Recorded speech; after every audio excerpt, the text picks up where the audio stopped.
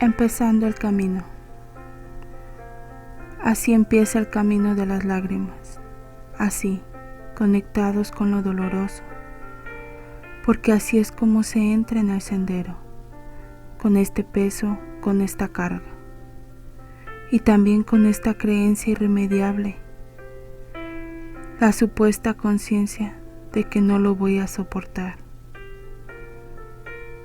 Porque todos pensamos al comenzar este tramo que es insoportable. No es culpa nuestra, hemos sido entrenados por los más influyentes de nuestros educadores para creer que no soportamos el dolor, que nadie puede superar la muerte de un ser querido, que podríamos morir si la persona amada nos deja, que la tristeza es nefasta y destructiva, que no somos capaces de aguantar ni siquiera un momento el sufrimiento extremo de una pérdida importante.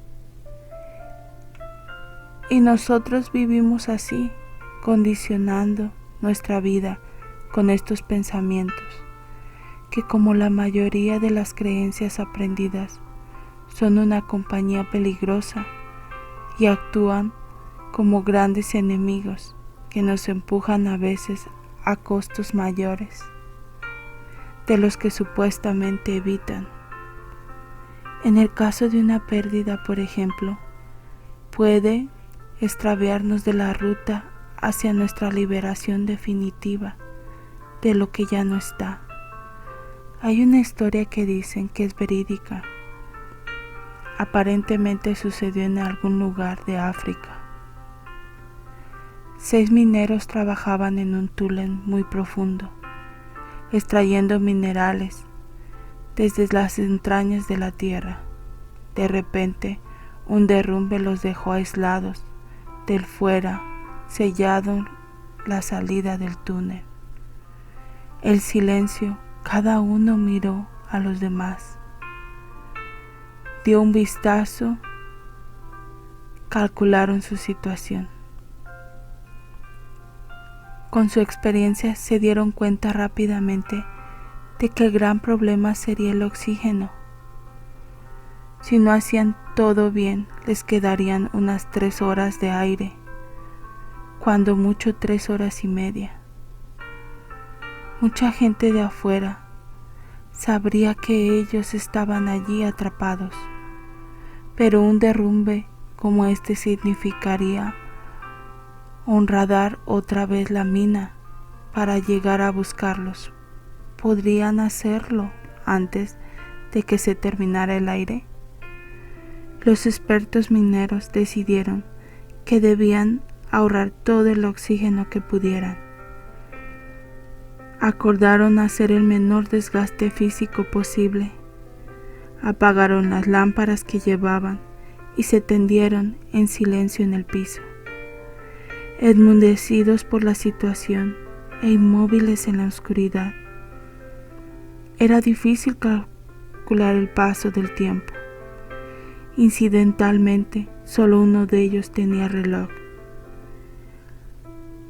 Hacia él iban preguntas: ¿cuántas horas pasó? ¿Cuánto falta? Y ahora el tiempo se estiraba. Cada par de minutos parecía una hora, y la desesperación ante cada respuesta agravaba aún más la tensión. El jefe de los mineros se dio cuenta de que si seguían haciendo, la ansiedad los haría respirar más rápidamente y esto los podría matar. Así que les ordenó al que tenía el reloj que solamente él controlara el paso del tiempo.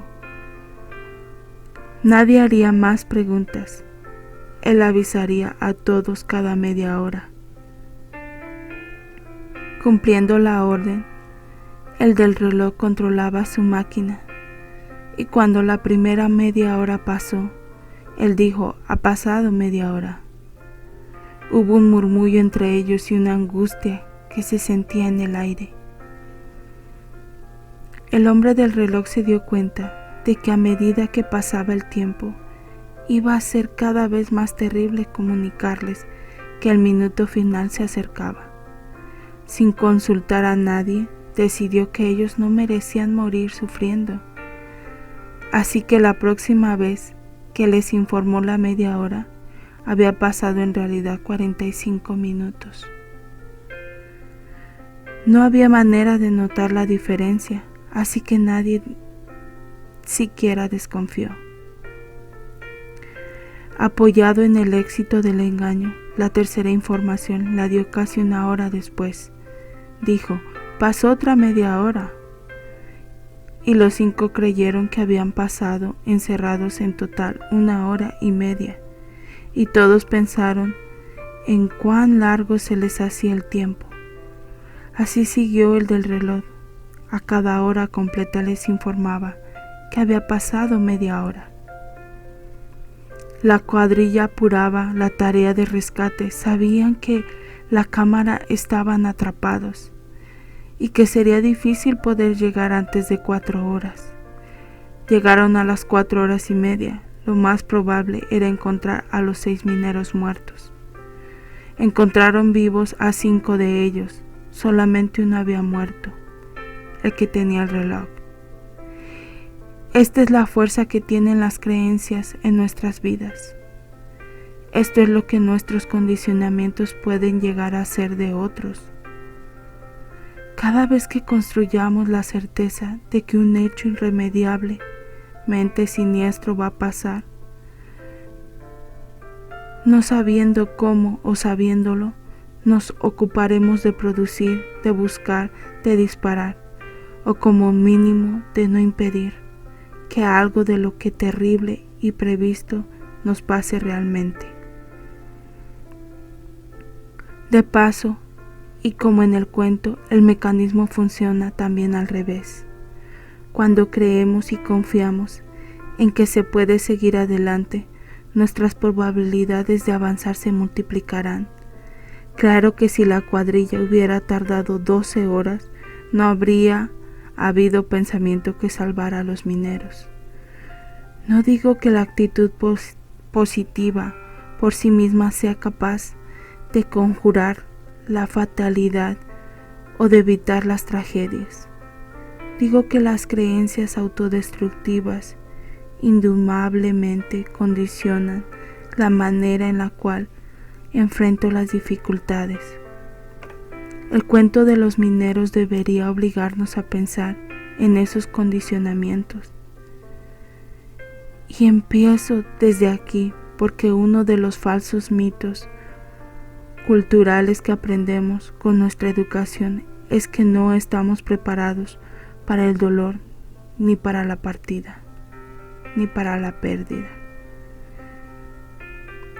Repetimos casi sin pensarlo: no hubiera podido seguir si lo perdía. No puedo seguir si no tengo esto. No podría seguir si no consigo lo otro. Cuando hablo de la dependencia, digo que siempre que cuando tienes algunas horas o días de vida, era claro, aunque yo no lo supiera todavía, que no podía sobrevivir sin mi mamá, o por lo menos sin alguien que me diera cuidados maternales. Mi mamá era entonces impreciablemente para mí, porque yo no podía vivir sin su existencia. Después de los 3 meses de vida seguramente me hice más consciente de que era necesidad, pero descubrir además a mi papá y empecé a darme cuenta de que verdaderamente no podía vivir sin ellos. Algún tiempo después ya no era mi mamá y mi papá, era mi familia, pero incluía a mi hermano, algunos tíos, algunos de mis abuelos. Yo los amaba profundamente y sentía, me acuerdo de esto, que no podía vivir sin ellos. Más tarde apareció la escuela y con ella la señorita Ángelos, el señor Amaleju, la señorita Mariano y el señor Fernández, maestros a quienes creía a su tiempo imprescindibles en mi vida. En la Escuela República del Perú conocí a mi primer amigo, el entrañable Poncho Valiente. de quien pensé en el cual momento que nunca podría separarme. Siguieron después mis amigos del colegio secundario y Rosita, mi primera novia, sin la cual por supuesto creía no podía vivir. Y después la universidad, pensaba que no podía vivir sin mi carrera. Hasta que los 21, después de algunas novias también impredeciables, conocí a Perla y sentí inmediatamente que no podía vivir sin ella. Quizás por eso hicimos una familia, sin la cual no sabría cómo vivir. Y así seguí sumando ideas, descubriendo más impredeciables: mi profesión, algunos amigos, el trabajo, la seguridad económica, el techo propio, y aún después más personas, situaciones y hechos sin los cuales no podía vivir. Hasta que un día, exactamente el 20 de noviembre de 1979, me di cuenta de que no podía vivir sin mí. Yo nunca me había dado cuenta de esto. Nunca noté que yo era imprescindible para mí mismo. Estúpido, ¿verdad? Todo el tiempo sabía que yo sin quien no podía vivir. Y nunca me había dado cuenta hasta los 30 años de que sobre todo no podía vivir sin mí. Fue interesante de todas formas confirmar que sería verdaderamente difícil vivir sin algunas de esas otras cosas y personas, pero esto no cambiaría el nuevo darme cuenta. Me sería imposible vivir sin mí. Entonces empecé a pensar de algunas de las cosas que había conseguido y algunas de las personas sin las cuales creía que no podía vivir. Quizás un día no estuvieran, las personas podían decidir irse, no necesariamente morirse, simplemente no estar en mi vida. Las cosas podían cambiar y las situaciones podían volverse totalmente opuestas a como yo las había conocido, y empecé a saber que debía aprender a prepararme para pasar por esas pérdidas. Por supuesto que no era igual que alguien se vaya a que ese alguien se muera. Seguramente no es lo mismo mudarse de una cosa peor a una casa mejor, que al revés. Claro que no es lo mismo cambiar un auto todo desvadijado por un auto nuevo, que a la inversa. Es obvio que la vivencia de pérdida no es la misma en ninguno de estos ejemplos, pero ¿quién decir desde el comienzo que siempre hay un dolor en una partida? Perder es dejar algo que era para entrar en otro lugar donde hay otra cosa que es, y esto que es no es lo mismo que era. En este cambio, sea interno o externo, conlleva un proceso de elaboración de lo diferente, una adaptación a lo nuevo, aunque sea para mejor. Este proceso se conoce con el nombre de elaboración del duelo. Mejorar también es perder. Como su nombre lo indica, los duelos duelen y no se puede evitar que duelan. Quiero decir, el hecho concreto de pensar que voy hacia algo mejor que aquello que dejé, en muchas veces es un excelente premio consuelo. De la manera compensa con la alegría de que esto que vivo, el dolor que causa lo perdido, pero atención, compensa pero no evita, aplaca pero no cancela, anima a seguir pero no anula la pena. Siempre me acuerdo del día que dejé mi primer consultorio. Era un departamentito alquilado realmente rasposo, de un solo ambiente, chiquitito, oscuro, interno, bastante desagradable. A veces digo que no soy el psicoanalista, porque el paciente acostado no entraba en un consultorio. Había que estar sentado. Y un día, cuando me empezó a ir mejor, decidí dejar ese departamento para irme a un consultorio más grande, de 2 ambientes, mejor ubicado. Para mí era un salto impresionante, y sin embargo, dejar ese consultorio donde yo había empezado, dejar ese primer consultorio que tuve, me costó muchísimo.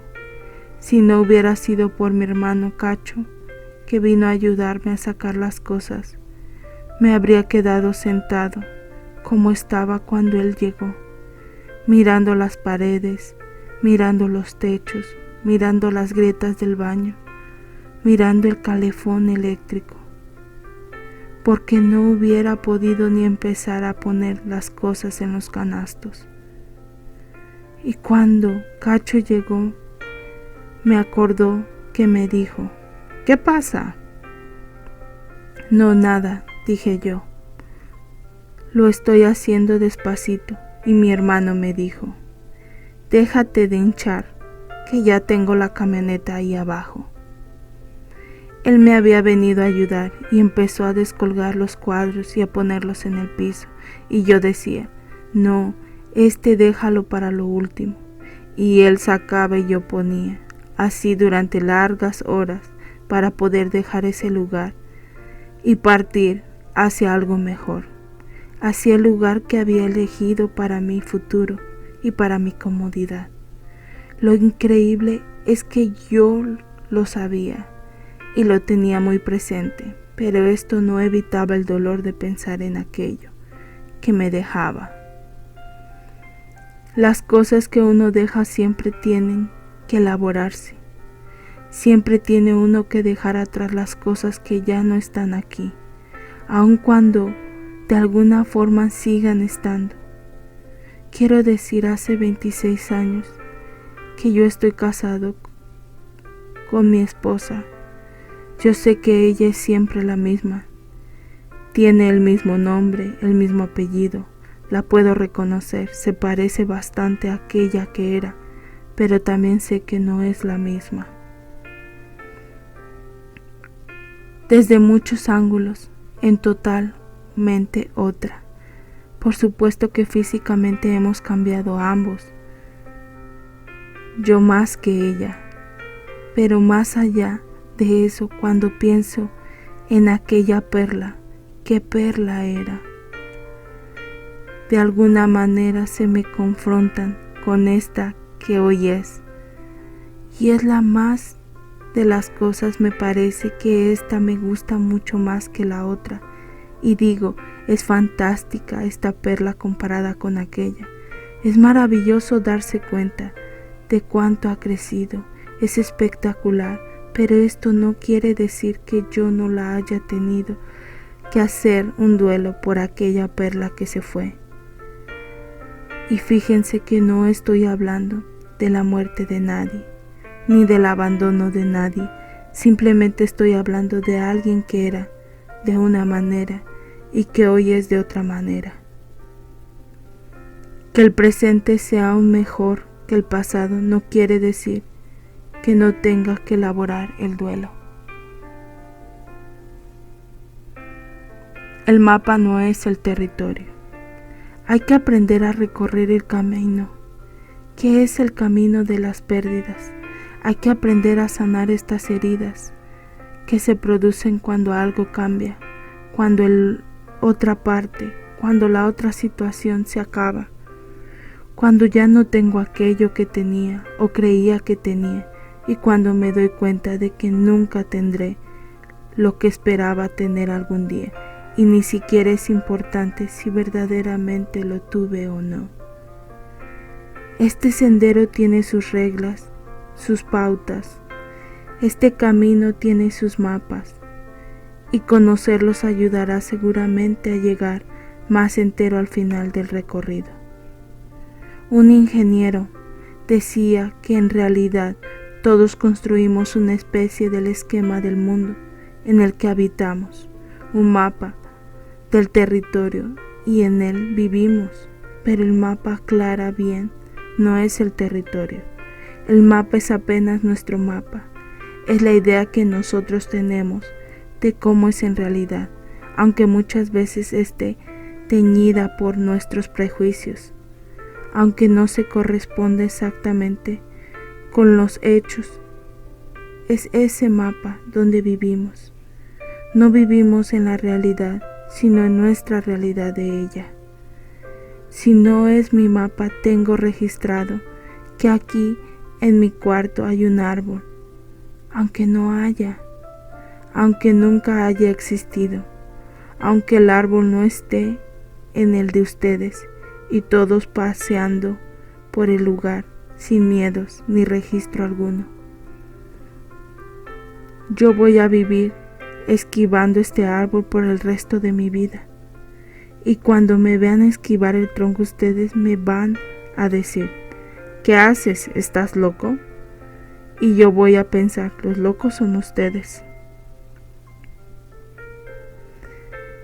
Desde afuera de mi mapa, esta conducta puede parecer estúpida y hasta graciosa, pero en los hechos puede resaltar bastantemente peligrosa. Dicen que una vez un borracho caminaba distraído por un campo. De pronto vio que se le venían encima 2 toros, uno era verdadero y el otro imaginario. El tipo salió corriendo para escapar de ambos, hasta que consiguió llegar a un lugar donde vio 2 enormes árboles. Un árbol era imaginario y el otro, por su suerte, era verdadero. El borracho, como estaba, el pobre desgraciado trató de subirse al árbol imaginario y lo agarró el toro real. Y por supuesto, colorín colorado. Es decir, depende de cómo hayas trazado este mapa de mi vida, depende del lugar que ocupa cada cosa en mi esquema, depende de las creencias que configuran mi ruta. Así voy a transmitir el proceso de la pérdida, un camino que empieza cuando sucede o cuando me doy cuenta de una pérdida y termina cuando esa pérdida ha sido superada. No se puede hablar de duelos y de pérdidas desconociendo el pequeño malestar que nos producen estos temas. De alguna manera un malestar que vale la pena, en el sentido de aprender algunas cosas o revisar algunas otras, para sistematizar lo que todos sabemos. Nada de lo que escriban acá será extraño o misterioso para los que lo lean. De una u otra manera todos hemos visto, hemos pasado, hemos sentido o hemos estado cerca de lo que otros sentían en relación de un dolor. La mala noticia para los que leen esto es a la vez una afortunada situación para mí, porque yo sé que pensar en la muerte de un ser querido es una cosa para mí, lo han vivido, y otra para quien solamente habla de ello. Por mucho que yo haya leído sobre esto, por mucho que yo haya visto sufrir a otros, por mucho que yo haya acompañado a otros, siento que es casi insolente escribir el tema sin haber pasado por ese lugar, sin haberlo padecido personalmente. Yo sé que en este punto la experiencia que lo vivió y padeció enseña de verdad mucho más, muchísimo más que todo lo que cualquiera pueda leer. Pérdidas inevitables. Este libro nos habla solo de la muerte de los seres queridos. A lo largo de nuestras vidas, las pérdidas constituyen un fenómeno mucho más amplio y, para bien o para mal, universal. Perdemos no solo a través de la muerte, sino también siendo abandonados, cambiando, siguiendo adelante. Nuestras pérdidas incluyen también las renuncias conscientes o inconscientes de nuestros sueños románticos, la cancelación de nuestras esperanzas irrealizables, nuestra ilusión de la libertad, de poder y la seguridad, así como la pérdida de nuestra juventud, aquella irreverente individualidad que se creía para siempre ajena a las arrugas, invulnerable e inmortal. Pérdidas que, al decir de Judith, nos acompañan toda una vida. Pérdidas necesarias, pérdidas que aparecerán cuando nos enfrentemos, no solo con la muerte de alguien querido, no solo con un revés material, no solo con las partes de nosotros mismos que desaparecieron, sino con hechos ineludibles como que nuestra madre va a dejarnos y nosotros vamos a dejarla a ella, que el amor de nuestros padres nunca será exclusivamente para nosotros, que aquello que nos hiere no siempre puede ser remediado con besos, que esencialmente estamos aquí solos, que tenderemos a aceptar el amor mezclado con el odio y lo bueno con lo malo, que a pesar de no ser como se espera que sea, una chica no podrá casarse con su padre, que algunas de nuestras elecciones están limitadas por nuestra anatomía, que existen defectos y conflictos en todas las relaciones humanas, que nuestra condición es un mundo impecablemente pasajera, que no importa cuán listos seamos, a veces nos toca perder, y que somos tremendamente incapaces de ofrecer a nuestros seres queridos o a nosotros mismos la protección necesaria contra el peligro, contra el dolor, contra el tiempo perdido, contra la vejez y contra la muerte. Estas pérdidas forman parte de nuestra vida, son constantemente universales y son pérdidas necesarias porque crecemos a través de ellas. De hecho, somos quienes somos gracias a todo lo perdido y a cómo nos hemos conducido frente a esas pérdidas. Por supuesto que trazar este mapa nos pone en un clima diferente del que alguno de nosotros, ustedes, encontraron recorriendo, el de la autodependencia o el del encuentro. El clima de aquellos era el clima de descubrirse a uno mismo, de descubrir el disfrute, de ser lo que uno es junto a otros. Pero hablar de la elaboración del duelo no parece un tema que nos remonte al disfrute, que nos remonte a la alegría. Es un tema que tiene un artista que conecta, por supuesto, con el dolor. Este camino, el de las lágrimas, enseña a aceptar el vínculo, lo vital que existe entre las pérdidas y las adquisiciones. Este camino señala que debemos renunciar a lo que ya no está y que eso es madurar. Asumiremos a recorrerlo, que las pérdidas tienen que ser problemáticas y dolorosas, pero solo a través de ellas nos convertimos en seres humanos plenamente desarrollados.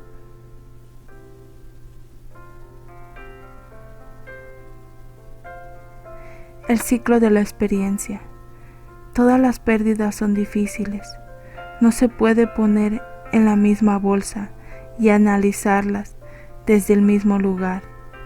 Y sin embargo, desde el punto de vista psicológico, la diferencia tendrá que ver con la dificultad para hacer ese trabajo.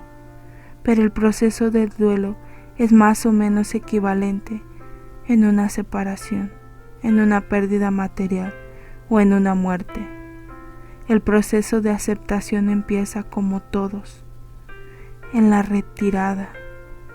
Retirada es el lugar donde yo estoy aislado de lo que todavía no pasó, o de lo que algo que está pasando, y de lo que todavía no me enteré. Un estímulo que está afuera sin ninguna relación conmigo por el momento. Y estoy por entrar en una reunión donde hay una gente que no conozco. La situación de retirada se establece antes de entrar, quizás todavía antes de viajar hacia la reunión. Cuando llego, me enfrento con la situación de la gente reunida, agradablemente o desagradable. Tengo una sensación, esto es, siento algo. Mis sentimientos me informan cosas, veo la gente, siento los ruidos, alguien se acerca. Tengo sensaciones olfativas, auditivas, visuales, corporales. Quizás me tiembla un poco el cuerpo y estoy transpirando. Después de las sensaciones me doy cuenta, tomo conciencia de lo que pasa. Esto es, analizando las sensaciones, deduzco que la reunión es de etiqueta, que hay muchísima gente y me digo, uy, algunos me miran. Me doy cuenta de lo que está pasando y de que esto que está estimulando mis sentidos. Después de que me doy cuenta o tomo conciencia de lo que pasa, se movilizan mis emociones. Siento un montón de cosas, pero no voy desde los sentidos, oídos, ojos, boca, no. Empiezo a sentir que me asusta, me gusta o me angustia. Siento placer, inquietud, excitación.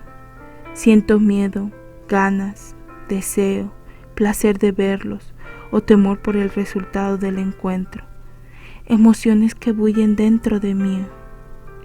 Emociones que se transformarán en acción. Las palabras emoción es una palabra interesante. Viene de la moción, que significa movimiento, a pesar de que la asociación solamente con algo vivencial e interno. ¿Por qué la emoción es lo que precede al movimiento? La emoción prepara al cuerpo para la acción, pero la emoción no es solo la mitad del proceso, la otra mitad es la acción. Así con lo que hago enseguida es cargarme la energía, la potencia de ganas. Me asusto y me voy, me quedo y empiezo a hablar. Hablo por allí o acá. Decido contar mis emociones o no contarlas y esconderlas o disimularlas o cualquier otra acción. Entonces es el momento del contacto, el punto clave. Contacto es la posibilidad de establecer una relación concreta con el estímulo de afuera. No solo tengo sensaciones, me doy cuenta, movilizo y actúo, sino que además vivo. Me comprendo con la situación en la cual estoy inmerso. Eso es establecer el contacto. Y después de estar en contacto un tiempo por preservación, por salud, por agotamiento del ciclo, hago una despedida e inicio una nueva retirada. Otra vez me alejo para quedarme conmigo y para volver a empezar.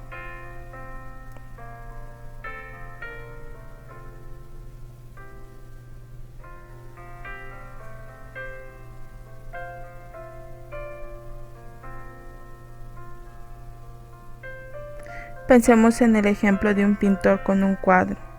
El pintor se para frente a la tela blanca y tiene la sensación de la blancura de esa tela y se da cuenta del vacío que tiene enfrente y entonces empieza a poner de alguna manera consciente de que hay algo que hacer y moviliza sus emociones. empieza a sentir cosas frente a esa tela en blanco y el deseo de pintar, y entonces hace algo. Actúa, toma un pincel con pintura y una espátula, se acerca a la tela y pinta sobre ella. Y es la transformación en acción de una emoción que sentía. Y después de dar 4 o 5 pinceladas se detiene, da unos pasos atrás y mira. Este es el nuevo momento de la retirada. Cuando se retira y mira, se da cuenta, percibe lo que ve, tiene la sensación de lo que está pintura, y después se da cuenta de cómo está esto, y tiene otra vez este caudal de emociones. Tiene otra conciencia de lo que ve, y otra vez siente, y otra vez esta sensación de transformar en una acción, y se acerca otra vez al pincel y vuelve a pintar y vuelve a retroceder. Toda mi vida está signada por momentos donde yo, desde estar lejos y aislado, tengo algunas sensaciones, me doy cuenta de lo que siento, se movilizan mis emociones y con mi energía transformo esas emociones en acción. Con esas mismas acciones, las que me ponen en contacto con las cosas, la vivo, y cuando la situación se agota o se modifica con mi intervención, o cuando yo me agoto de la vivencia, me retiro otra vez, pero no en el sentido de irme, sino de volver a recomenzar el ciclo. Este pequeño esquema, quizás demasiado técnico, es la base de lo que significa la actitud experiencial ante la vida. Lo explico para poder decir que el proceso del duelo no es ni más ni menos que una prolongación de esto mismo. El camino de las lágrimas es el sendero de aprender a recorrer este ciclo sin interrupciones, sin estancamientos, sin desvíos. En la elaboración del duelo, el estímulo percibido desde la situación de retirada es la pérdida. A veces de inmediato y otras por lo tanto me doy cuenta de lo que está pasando. He perdido esto que tenía o que creía que tenía, y siento, se articulan en mis sentidos un montón de cosas, no mis emociones todavía, sino mis sentidos. Y luego, frente a esa historia de impresiones negativas o desagradables, me doy cuenta cabal de lo que pasó. Aparecen y me invaden ahora sí un montón de emociones diferentes y a veces contradictorias. Transformar en acciones esta emoción me permitirá la conciencia verdadera de la ausencia, de la que ya no está, y es la toma de conciencia de lo ausente, el contacto con la temida ausencia, lo que permitirá luego la aceptación de la nueva realidad. Un definitivo darme cuenta antes de que la vuelva a mí mismo. Me gustaría compartir con vos mi versión de un cuento que me llegó hace algunos años de las manos de un paciente.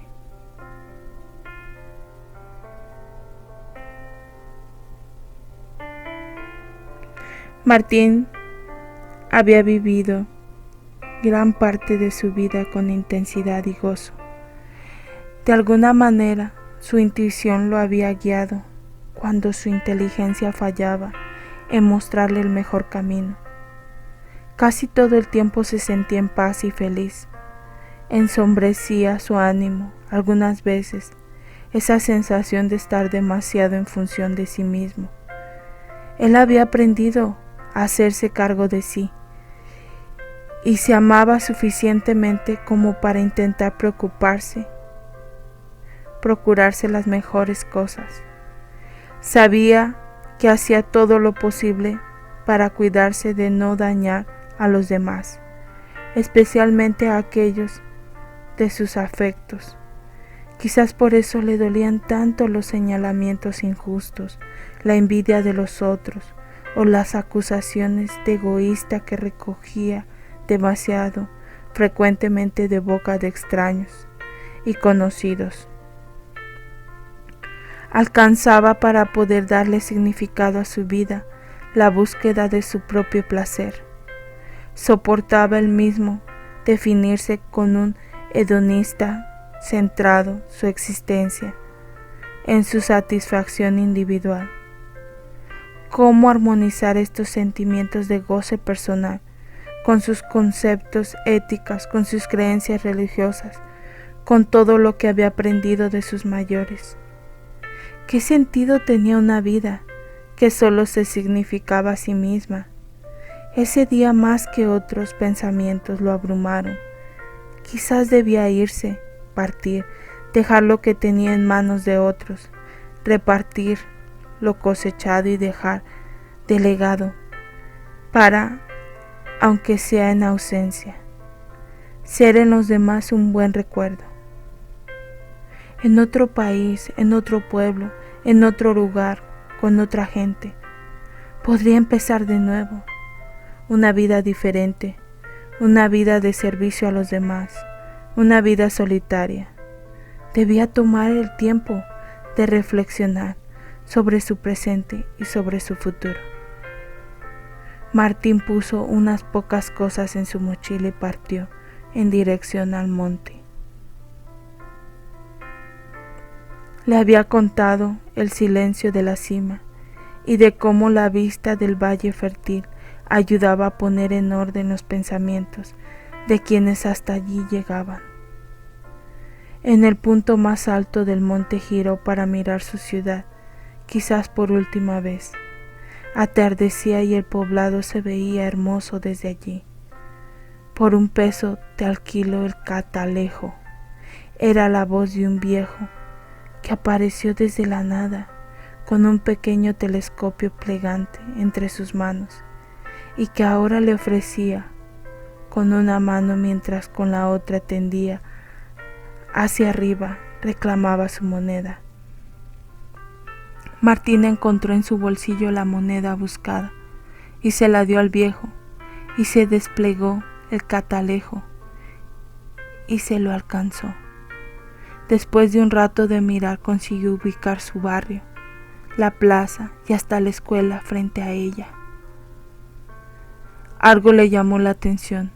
Un punto dorado brillaba intensamente en el patio del antiguo edificio. Martín separó sus ojos del lente, parpadeó algunas veces y volvió a mirar. El punto dorado seguía allí. ¡Qué raro!, exclamó Martín, sin darse cuenta de que hablaba en voz alta. ¿Qué es lo raro?, preguntó el viejo. El punto brillante, dijo Martín. Allí en el patio de la escuela. Siguió alcanzándole al viejo el telescopio para que viera lo que él veía. Son huellas, dijo el anciano. ¿Qué huellas?, preguntó Martín. Te acordarás de aquel día. Debías tener 7 años. Tu amigo de la infancia, Javier, lloraba desconsolado en ese patio de la escuela. Su madre le había dado unas monedas para comprar un lápiz para el primer día de clases. Él había perdido el dinero y lloraba a mares, contestó el viejo. Y después de una pausa siguió. ¿Te acordarás de lo que hiciste? Tenías un lápiz nuevecito que entregarías ese día. Te arrimaste al portón de la entrada y corriste el lápiz en 2 partes iguales. Sacaste punta a la mitad cortada y le diste el nuevo lápiz a Javier. No me acordaba, dijo Martín. Pero ¿eso qué tiene que ver con el punto brillante? Javier nunca olvidó ese gesto y ese recuerdo se volvió importante en su vida. Y hay acciones en la vida de uno que dejan huellas en la vida de otros, explicó el viejo. Las acciones que contribuyen al desarrollo de los demás quedan marcados como huellas doradas. Volvió a mirar por el telescopio y vio otro punto brillante en el de la vereda de la salida del colegio. Ese día que saliste a defender a Pancho, te acordarás. Volviste a casa con un ojo morado y un bolsillo de guardapolvo arrancado. Martín miraba la ciudad. Ese que ahí está en el centro, siguió el viejo, es el trabajo que conseguiste a don Pedro cuando lo despidieron de la fábrica. Y el otro, el de la derecha, es la huella de aquella vez que juntaste el dinero que le hacía falta para la operación del hijo de Ramírez. Las huellas, esas que salen a la izquierda, son de cuando volviste del viaje, porque la madre de tu amigo Juan había muerto y quisiste estar con él. Apartó la vista del telescopio y sin necesidad de él empezó a ver cómo miles de puntos dorados aparecían desparramados por toda la ciudad. Al terminar de ocultarse el sol, todo el pueblo pareció iluminado por las huellas doradas. Martín sintió que podía regresar sereno a su casa. Su vida comenzaba de nuevo, desde un lugar distinto.